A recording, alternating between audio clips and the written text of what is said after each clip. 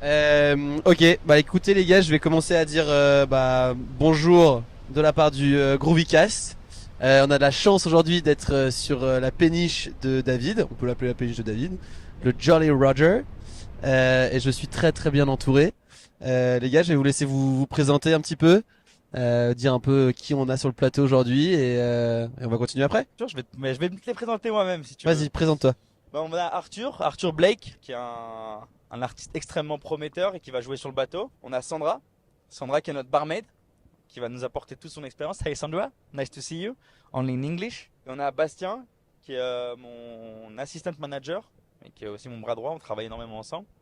On a Maria Johanna, qui s'occupe de la caisse ici, mais en fait on avait envie d'avoir un peu euh, représenter tout le monde sur le bateau, excusez-moi. Ok, bon, on va se passer dans le premier sujet. On va discuter un peu du gate, que nos DJ ici connaissent bien, mais du coup c'est cool d'avoir des profils aussi qui n'ont pas nécessairement mixé, mais qui peut-être y ont été en tant Tu connais Gate, en toi? tant qu'invités. Est-ce que vous avez deux trois mots à nous partager sur le gate? Déjà un peu en intro. Pourquoi on voulait en parler de Gate? C'était pour le buzz qu'il y a eu. Bah, nous, on fait partie du Gate. Le bateau, c'est un peu une seconde entité du Gate, parce que c'est les mêmes proprios. Donc ça reste la même ADN, toujours axé sur la musique et tout. Et ouais, on voulait parler du Gate parce que ça nous étonnait aujourd'hui, ou pas, qu'il y a un club qui arrive comme ça et qui casse tout et qui prend le lead sur le côté house music en si peu de temps. Ouais, tout à fait. On a vu avec le Gate qui est arrivé là début d'année qu'ils ont réussi à s'imposer quand même en tant que le club house music avec des guests énormes tous les week-ends. Ils ont vraiment mis la purée là-dessus. Ouais, et en plus, toi, tu dis, c'est marrant, parce qu'il dit début d'année, alors qu'en vrai de vrai, ça a ouvert en septembre, Ouais. Septembre, octobre, dans ces et eaux-là. que, Ouais. en fait, c'était super compliqué à ce moment-là, les gens venaient pas, ça a pas pris. Et parce que d'abord, les artistes, ils voulaient pas forcément venir, les gros artistes, ils étaient pas sûrs de ce qu'on leur proposait. Et petit à petit, avec le travail du DA, Nadir, qui est hors norme, et de l'amélioration du club jour après jour, ils ont réussi à faire un buzz aujourd'hui. Ils vendent 300-400 tickets minimum Ouais. par jour. Enfin, c'est devenu un peu une institution de la house, en tout cas à Paris, comme tu dis, depuis décembre 2023 quoi. Ça, on Moi, je retrouve C'est trouve le même top pas un aussi an. dans le Gate, c'est cette combinaison de plein de clientèle, de plein de gens qui viennent d'horizons différents. Comme tu peux trouver en warm-up des gens chauds qui seront les premiers à danser, comme ceux qui resteront jusqu'à la fin. Tu as des gens que tu trouves dans les clubs du 8e, qui sont des clubs assez similaires du Gate. Comme tu peux trouver une clientèle qui peut être, je sais pas, celle de plus Paris-Nord, Paris-Est, qui est hyper intéressante aussi, qui est celle qui va te ramener l'énergie. Tu as une très bonne combinaison, ça fait un bon Ouais, bien cocktail, sûr. c'est la bonne surprise de 2024, quoi. Ouais, c'est tout à fait vrai. Le fait que. Et c'est ce qu'on trouve à Ibiza. À Ibiza, on voit du crowd sac à dos qui est venu avec ses 50 euros pour la semaine. Mais c'est vrai, hein. Et qui se démerde. Et t'as le mec qui vient dépenser 25 000 la semaine, si ce n'est plus. Les meilleures tables, etc. Et à Gate, c'est un petit Ibiza, de ce côté-là. Très bonne surprise aussi du système son, à souligner. À Moi, Gate. j'ai eu la chance de jouer avec Ramien qui m'a invité Avec Mélo. sur la Mélo. Et non, franchement, moi, c'était une des premières fois que je foutais un pied au Gate. J'étais venu pour le tout premier jour d'ouverture pendant. C'était pas pareil. Ouais, premier jour d'ouverture, c'était pas encore au point. Et puis là, je suis revenu pour la Mélo et franchement, agréablement surpris. Très beau set d'Arthur Blake à retrouver sur SoundCloud d'ailleurs. Merci beaucoup. Tout à fait. Et ouais, non, agréablement surpris, système son, light.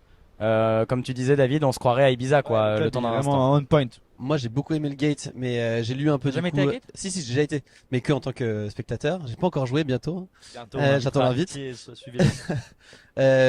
Non, mais du coup, j'avais lu un peu sur la création du Gate, justement, sur le design, notamment qui a été fait par Atto, qui est un putain de studio qui est incroyable. Enfin, je sais pas si vous avez suivi un peu des projets qu'ils ont fait, mais c'est juste de la.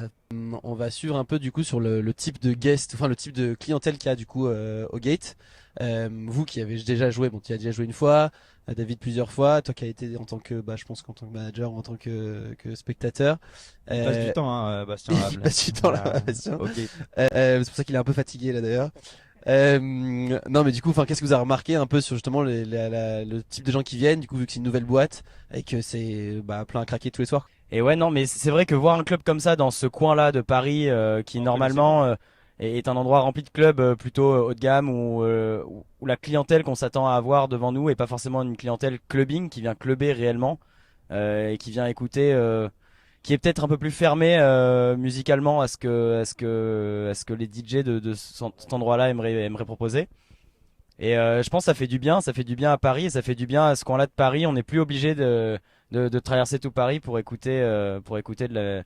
déjà dans des clubs avec des systèmes son aussi Non, c'est massifs. l'autre côté de Paris qui doit traverser tout Paris pour venir C'est voir ça, pour les venir artistes donc, qu'on fait à Paris-Ouest. C'est plutôt, Mais c'est vrai, hein. c'est plutôt fort ce qu'ils ont fait, franchement. William, apparemment, on a volé le verre de vin de William, donc il va Santé. falloir William, le c'est ton verre. À ta santé. Sincèrement, je pense que j'ai porté un jugement un peu rapide sur Paris ces 2 dernières années concernant les scènes. Comme quoi, par exemple, comme disait Arthur, c'est vraiment de la scène club, en fait, où le public vient, pas forcément dans l'optique de danser. D'où les no fun policy qui se démocratisent de plus en plus, que ce soit en Europe, même un peu ailleurs, partout. Mais j'ai été agréablement surpris quand le Gate a pris place et quand il s'est développé ensuite vers janvier, février dans ces eaux-là. Ouais. Où là, on a vraiment découvert cette combinaison du crowd vraiment plus chaud, avec, comme disait David, cette combinaison du crowd aussi plus 8e arrondissement, etc. Et j'ai eu l'occasion aussi de sortir dans d'autres endroits, plus de l'Est parisien, etc. que certains de mes amis m'ont montré, comme Mister Diop. Bon mot à Mister Diop qui m'a fait découvrir Mathéo Diop. des très très bons endroits avec Monsieur Wally et honnêtement sincèrement des bons crowds, etc. Et j'ai retrouvé quelque chose d'assez similaire dans le Gate, dans le public, et c'est cool de pouvoir faire un petit mix de tout ça. Ça va faire un bon cocktail, ouais. On va passer un petit peu du coup sur le public du coup parisien plus en général, pas nécessairement qu'au Gate, parce que vous avez mixé tous les deux, bon, tous un peu partout à Paris. Est-ce que vous avez remarqué un peu des trends différentes depuis que vous avez commencé à mixer sur la musique, que ce soit sur l'afro, on va en parler un petit peu après, sur la house, justement avec la venue de nouvelles boîtes comme le Gate par exemple. C'est marrant que tu dis ça parce que ça va bien avec Gate. Gate qui a complètement pris ce virage de house music qu'on voit de plus en plus. Les artistes jouent de plus en plus house, reviennent aux classiques, take house, mais classique. Euh, et Gate a pris ce virage-là au même moment que un peu la scène parisienne. Parce que l'afro, c'est surmené, il y a énormément de tracks qui se ressemblent beaucoup les uns les autres. Beaucoup de gens jouent les mêmes tracks. On se retrouve avec un peu ce sentiment de déjà vu à chaque fois. Alors que la house, malgré tout, t'as ce sentiment de ça roule, ça roule, ça roule. Les vocals, ça change. Voilà. Donc je pense que c'est un côté retour de trend, comme dans la mode. On voit les vêtements revenir, etc. Alors on passe sous le pont, c'est agréable. Il est très très beau ce pont.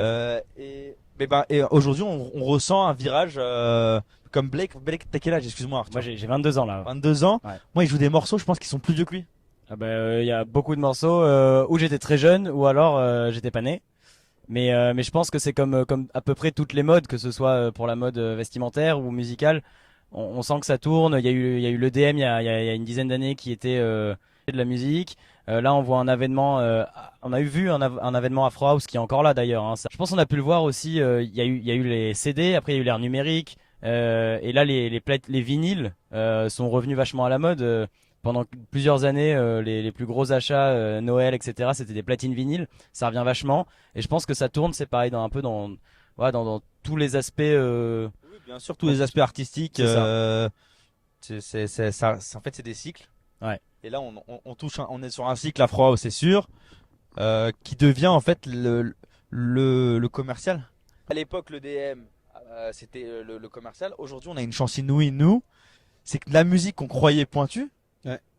que moi, il y a 10 ans, quand je la faisais écouter à mes potes, ça les intéressait pas. Je trouvais que c'était de la musique de drogués, pour des hangars. Je me droguais pas une seconde. Aujourd'hui, c'est le mainstream.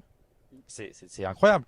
Donc nous, on a de la chance, c'est qu'on a l'avance sur ce qui est mainstream, donc on comprend un petit peu mieux, nous DJ, hein, quand je dis nous, puisqu'on on s'est renseigné, on a compris, on a essayé de comprendre cette musique, et on a énormément de chance d'être pile dans le virage où la house, ça devient le commercial, quoi. Tu vois, en fait, tout est fait par cycle.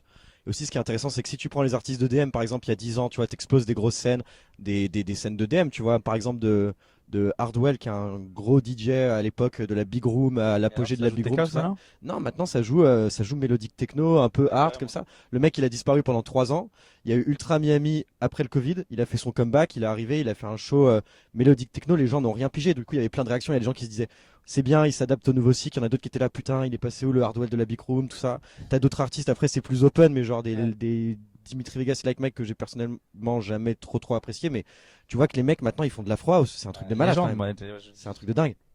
Ouais, et voilà, c'est il y a un peu un sentiment de recyclage quand même quand on voit les anciens faire des choses qui sont pas propres à eux. Ouais. Moi, je le ressens comme ça. Je les blâme pas. Il faut bien travailler. Ça marche plus, ça marche plus. Mais je trouve que malgré tout, de la musique, c'est un ressenti, c'est de l'émotion. Tu peux pas ressentir. Enfin, moi, évidemment, le métal, ça devient à la mode. Je pourrais pas ressentir le métal et je pourrais pas en jouer. Je pourrais faire ce que je Parce ressens. qu'il y a pas, c'est il y a ça. comme on en a parlé un petit peu, surtout Arthur, il y a un effet de mode en fait. C'est un peu les trucs qui ont été très médiatisés, enfin du très bon marketing, je pense au final, un peu comme Kind Music, qui ont juste Attention, hein, Quelle Musique, c'est les plus gros producteurs de notre génération. Hein. oui mais justement, mais Et donc, de la est-ce qu'il y a prochaine, pas, et est-ce qu'il y a peut-être pas les encore de la anciens comme Hardwell qui reviennent justement un peu sur des Ah trucs oui. comme ça, parce que justement il y a des On mecs. les voit même aller chercher des artistes, des artistes de la scène d'aujourd'hui Ouais. pour faire des remixes. Pour revenir un peu sur la scène parisienne notamment, parce que du coup vous jouez un peu quand même partout en France et pas que. D'ailleurs toi tu voyages demain il me semble. M'envole à Marrakech. Le samedi. soleil de Marrakech. Tout à fait. Ça Donc, va Mathieu, elle est belle la Tour Eiffel? Mathieu qui est derrière les caméras qu'on remercie, qui lui est effectivement un beau travail aussi, un beau décor aussi derrière. Et non, du coup, je voulais parler un peu des scènes du coup là où t'as mixé, de la crowd un peu parisienne, la crowd que ce soit dans le sud ou ailleurs. Ton ressenti, notamment sur le genre de musique que tu joues, si tu changes. Et après, les meilleurs feelings que t'as eu in and out quoi. Alors, après moi honnêtement, ça fait pas longtemps que je commence à bouger de Paris pour jouer. Il faut savoir que moi de base je suis bordelais. Donc je suis tout de suite parti de Bordeaux parce que moi je savais que je voulais faire de la musique, mais Bordeaux ça reste quand même assez compliqué pour vraiment se développer en tant qu'artiste, surtout sur cette scène-là. Et après, non, je change, je m'adapte. Il y a forcément une adaptation en face du crowd Donc, qu'on a. excuse-moi Arthur, t'es venu à Paris Ouais. parce que tu voulais faire de la musique? Alors, oui, c'est pas ce que j'ai dit à mes parents. Je l'ai pas monté comme ça. Non mais c'est super intéressant, je savais pas. Ouais, bien sûr. Bah en fait, moi je 2 ans, c'est costaud quand même. C'est aussi important, mais t'arrives à en vivre. Enfin, t'en vis du coup depuis un moment. aujourd'hui oui. Ouais. Depuis quelques mois, depuis. Grâce au club qui lui a donné sa chance. Hein, Tout à fait. Pour, C'est Julia qui m'a ouais, qui m'a c'est- donné de Julia qui à m'a donné Paris. ma chance à Paris. Moi c'est comme ça que je te connais. Hein. Ouais, bien sûr. Et c'est comme ça que beaucoup de monde commence à me connaître à Paris. Le Julia m'a suivi et du coup je suis en exclu là-bas. Et ça m'a permis déjà de me trouver musicalement. Je pensais déjà m'être trouvé l'année dernière alors que pas du tout. Plus tu vas jouer, plus tu vas ressentir des trucs. Hein. C'est ça. Et puis ça permet de tenter plein de choses, d'être 2 ou 3 fois par semaine dans un club. Ça permet vraiment de s'amuser et de tester plein de trucs différents. Et après sur ta question, si je changeais de ce que je joue en fonction de là où je joue, moi j'ai pas eu, je commence à un peu bouger, mais c'est tout récent. Mais honnêtement, oui et non. Moi, je pense que il faut jouer ce qu'on aime d'abord, parce que si on joue que pour les gens, finalement, on joue pas forcément ce qu'on aime. Et et après voilà, il y a toujours une petite adaptation à avoir. On sait jamais devant quel crowd on tombe. Réponse oui et non, je suis tout à fait d'accord parce que au final, avec la même playlist, selon la façon dans laquelle tu vas l'orienter par rapport aux gens, tu peux faire groover différents crowds. Ouais. Parce que des tracks que j'aurais joué plus tard, enfin, que je fais jouer plus tôt parce que ça groove moins, mais il y a plus de vocal. Enfin, pas raconter ma vie de comment je mixe, mais tu peux avec mes 2-3 dernières playlists de Gage, je peux très bien me débrouiller à un mariage. Ailleurs, ouais, un mariage avec. Parce que voilà, je vais jouer un peu plus vocal, des tracks que je vais laisser de côté. Mais oui, donc oui et non, c'est vraiment la bonne. Je trouve que c'est la bonne réponse. Ah ouais. On de monter une soirée avec Mathéo Diop. Ça s'appelle comment? Ça s'appelle Area. Et on fait la première ce soir d'ailleurs, après la péniche, après Jolly Roger. On ira. En fait, dans un lieu du coup. On le fait au Julia. Ok, au Julia. Julia, Ok. club. Tu vois, c'est même parcours. Moi, je commence dans un club qui à la base, j'ai jamais joué nulle part. Bon, à l'époque, comme je dis tout le temps, c'était un peu moins développé le côté devenir DJ, le côté house. Ouais. Commencer à Mirage, Mm. où à l'époque, devenir DJ, c'était pas non plus aussi commun qu'aujourd'hui. Mais c'est magnifique aujourd'hui quand tous les petits jeunes, et dès qu'ils ont un peu de passion pour la musique, ils peuvent tout de suite se faire une petite salle. Il y a de la proposition, il y a vite, quoi. tellement de Ça peut aller stage, très tellement de petites teufs, comme Ouais. tu disais. Et derrière, Mirage qui me donne ma chance, qui me laisse faire ma teuf. Je joue tellement là-bas que je joue des sets de 7h, minuit 7h. Lui, il joue pareil. Il doit jouer, il doit commencer à minuit, parfois finir à 4h ou 5h du matin. C'est de l'école. C'est de l'école. Bien sûr. Tu travailles. Et tu le fais toutes les semaines. Donc tu deviens une machine, tu deviens un super bon DJ, tu comprends les gens, tu comprends la musique, tu comprends le fait de commencer dans un club résident où les gens te voient et que tu ressens que les gens t'aiment bien. Tu vois, moi je vois, les gens parlent bien de toi. Moi, regarde, on se connaissait pas avant, je suis venu, je t'ai vu, je t'ai écouté, t'as des gains, ton truc. Derrière, le Julia te fait confiance, tu ouvres une soirée. Derrière ta soirée, tu la feras autre part, etc. Et c'est super, je suis très content. Ouais, je Ouais. pense que c'est les étapes un peu pour se développer. Il y a ces étapes-là, il y a les étapes d'avant aussi. Il y a encore 1 an et demi, je faisais des BDE avec Bastien, mais parce il fallait manger. maintenant j'arrive à manger, donc j'essaye de, de développer un peu plus et d'aller chercher plus loin des projets qui pourraient me tenir à cœur. Ouais, à terme, c'est de développer une marque, c'est de développer un truc. On verra ce qu'on en fait. Moi, j'ai plein d'idées, plein de projets. Je suis super jeune encore, donc je pense que j'ai le temps de me poser là-dessus. Et puis, ouais, vraiment essayer de toucher à tout, de l'orga, à la DA. Même si dans le fond, moi, je veux vraiment rester DJ. Moi, c'est vraiment ça qui me fait vibrer. Je pense pas finir organisateur de soirée à proprement parler si je joue pas sur mes soirées comme pourrait le faire Ramien avec les mélos. Oui, parce que au final, Ramen, toi, ton cœur de métier, c'est quand même DJ, mais tu fais quand même Attention, un on a milliard le de bateau. choses. Attention, matelot. Tu fais quand même un milliard de choses à côté. Par exemple, ce podcast ou cette péniche. Écoute, moi j'ai un papa entrepreneur que j'admire énormément et j'ai un tonton musicien que j'admire tout autant que mon papa. Et c'est vraiment, je pense être un mélange de ces deux exemples qui ont été pour moi. J'ai besoin tout le temps de faire des trucs, de proposer de nouvelles choses. Voilà, là maintenant on est là. Non, j'ai tellement d'idées avec. Et ben en plus j'ai retrouvé Bastien qui va encore plus loin dans les J'ai idées. besoin de savoir la rencontre avec Bastien. On va y arriver. Reddy. Là aujourd'hui on va être full. Ouais. Les gens ils sont comme des fous et on leur propose un concept. Et j'ai pas l'impression que tous les concepts ils marchent pareil parce que on le fait avec le cœur et parce qu'on le fait, on a envie de faire bien. Et les gens ils le ressentent. Ça je le dis tout le temps, hein, musicalement et même dans les ADN des clubs et des teufs, ça se ressent l'ADN du mec qui le fait. Donc arriver à faire un concept comme ça ça m'excite vraiment beaucoup. Mais être orga de soirée, peut-être qu'un jour on m'aimera plus ma musique et j'aurai pas le choix d'être orga de soirée. Ouais. Ou j'aurai pas le choix d'être producteur de musique, ou j'aurai pas le choix. Aujourd'hui j'ai le choix, donc je fais tout ce que je peux. Tout ce que tu peux. Mais un jour j'aurai peut-être plus le choix. Mais tu vois, ça te déteint déjà sur les autres DJ un peu plus jeunes. Moi je suis fier d'Arthur, j'aime beaucoup Arthur. Blake est un très bon producteur de musique aussi. Donc il m'envoie Merci. un Dropbox avec quelques tracks et je me dis ouais ça c'est bien. Ça c'est bien, deuxième, troisième, et derrière tous les tracks sont bien. Ça commence à faire beaucoup. Donc du coup j'ai dit bah prenons-le sur la prochaine mélo et tout, et je l'avais déjà vu, sa petite tête là tout mignon. Il me fait penser à mon pote Notre-Dame. Bastien il m'a amené Arthur, et à la base moi Bastien il nous envoie son CV en mode cherche un stage. Ok. C'est très drôle en fait. Pour rebondir, moi je cherchais un stage, mais à l'étranger. Et là, il y a Benoît et David qui me disent let's go, on fait ça. Après évidemment beaucoup d'échanges. Moi je me rappelle j'étais à Samana dans le plus bel hôtel de la planète. Quand on a fait le premier call, j'étais très détendu. Hein. Et moi j'étais en Allemagne. J'ai vécu en Allemagne. Deux vibes. Tu vois, c'était attaché. T'avais Benoît, t'avais lui qui était à la plage. Moi j'étais en Allemagne, il pleuvait. Et t'avais Benoît qui était à Paris. Et donc et moi je cherche mon stage. Et en fait on me propose ça. Et donc je suis allé négocier avec mon établissement parce que évidemment moi c'est quelque chose qui m'intéressait de fou, de faire du management d'artistes. Et en plus avec David c'est pour le coup très intéressant. Tu vois, il y a une belle perspective d'évolution. C'est pas que centré sur Paris. En parallèle on fait de belles rencontres. Tu vois, comme Mathieu par exemple, ou encore on apprécie vraiment Mathieu. Hein. On apprécie beaucoup On Mathieu. le On le voyait voit pas. pas, caméra, mais vous le on voyez regarde, pas, mais on s'en l'aime fout. beaucoup. Tu as un petit plan, Mathieu limite tourne la caméra vers toi, montre ta tête. Il est très beau, il est On assis mettra un comme petit ça. plan de Mathieu. De manière il se flexible et donne de disponible. ouf. C'est vraiment une belle âme ce Mathieu. Et vraiment Arthur aussi, c'est hyper sympa de pouvoir le compter un peu dans la bande aujourd'hui. Et il y a tellement d'autres DJ en fait, c'est cette microsphère qui tourne autour de mélo, de plein de projets différents et ça fait trop plaisir de pouvoir en faire partie. Et du C'est coup vrai voilà. qu'aujourd'hui on a une petite communauté pro, en Ouais. plus de la communauté sociale qu'on a, des gens qui viennent nous voir pour les teufs, Ouais. etc. On a une communauté d'artistes, de barmaids, de physio. Mesdames et messieurs, on est actuellement au Jolly Roger. Monsieur David a pris une petite pause. On en profite. Tout se recycle. Le temps se recycle. Le temps est beau. Aujourd'hui, le temps est avec nous. Il faut en profiter. On va faire un petit tour sur le bateau ensemble. Venez, suivez-moi. Évidemment, on va commencer par le plus important, la pièce maître de ce bateau. Comme vous pouvez le constater, on a 3 belles CDJ avec une belle DJM. C'est ici que tout va se passer. C'est très simple. Comme on vous l'a dit, Jolly Roger, c'est filmé.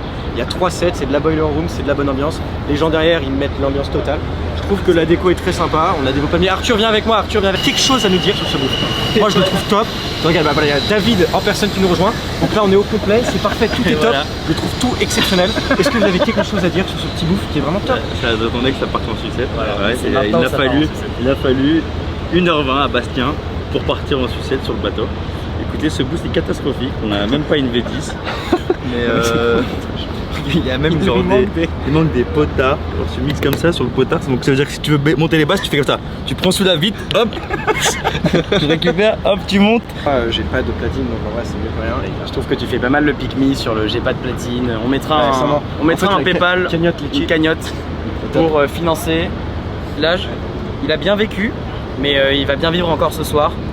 On va réussir à faire danser tout le monde, tout le joli crew ce soir avec ce magnifique setup. Et puis très sexuel, très sexuel. Je t'explique moi, c'est très rapidement.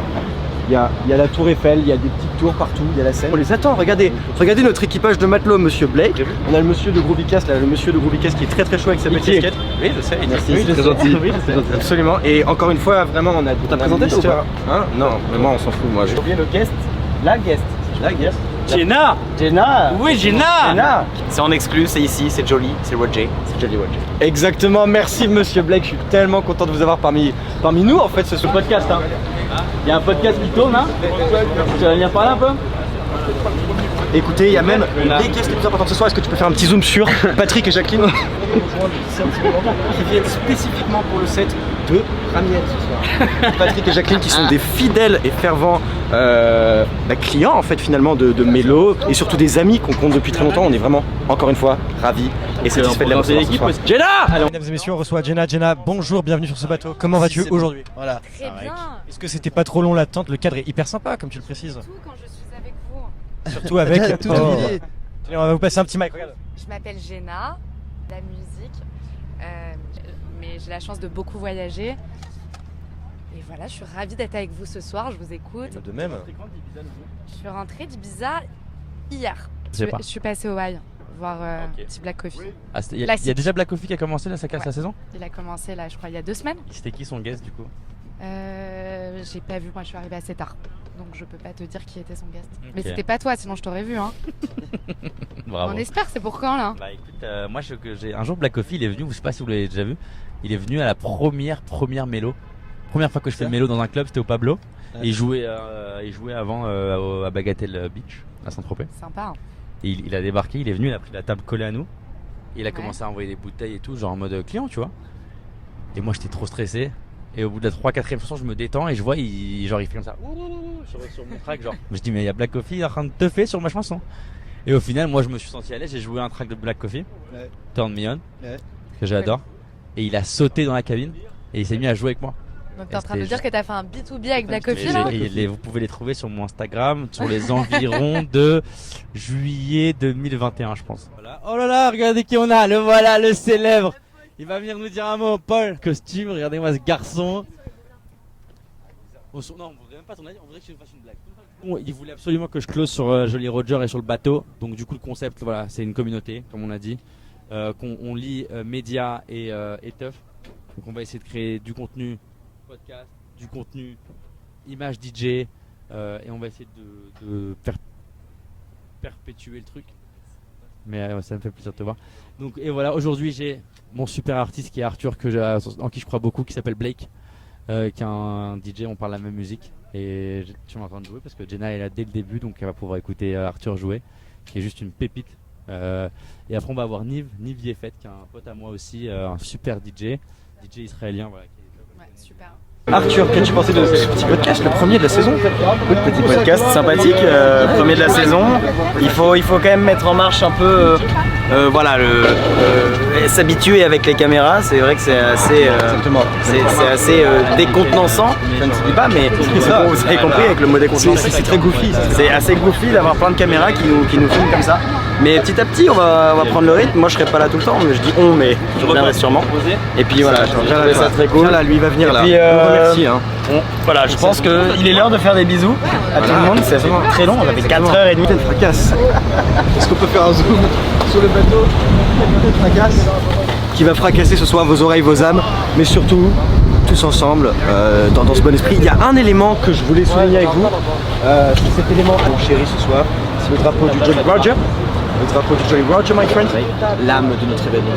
L'âme, la deuxième âme de Mélo. Vous connaissez tous Mélo. Et bien maintenant, vous connaissez Jolly Roger. C'est que le drapeau, je me suis cassé le cul à aller le faire chez Print Start. Un Print Start que je vous conseille très fortement, superbe imprimerie, mais qui ne l'a même pas porté. Porte-nous le drapeau, présente-nous ce drapeau, c'est ton âme. Très sympa. Hein. Ah, qui est monté ici. Il n'y a pas d'IA, il n'y a rien de tout. Jolly Roger, donc c'est le bateau le bateau de Peter Pan. Mais c'est aussi le nom du drapeau des pirates. Ce drapeau-là s'appelle un Jolly Roger. Il va voler tous les jeudis sur le bateau Kiwi qui est 6 classes. Nous on vient avec notre touche pirate.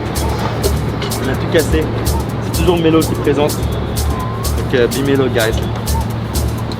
Voilà, la conclusion est toujours la même. Be Mélo guys évidemment, mais Mélo ça ne s'arrête jamais. Regardez, on a fait 5 soirées. On a fait une soirée. On se retrouve tout à l'heure pour plus de fantaisie. Et merci encore une fois à Mathieu, notre caméraman, s'il te plaît, close cette interview, dis quelque chose. J'ai plus de place.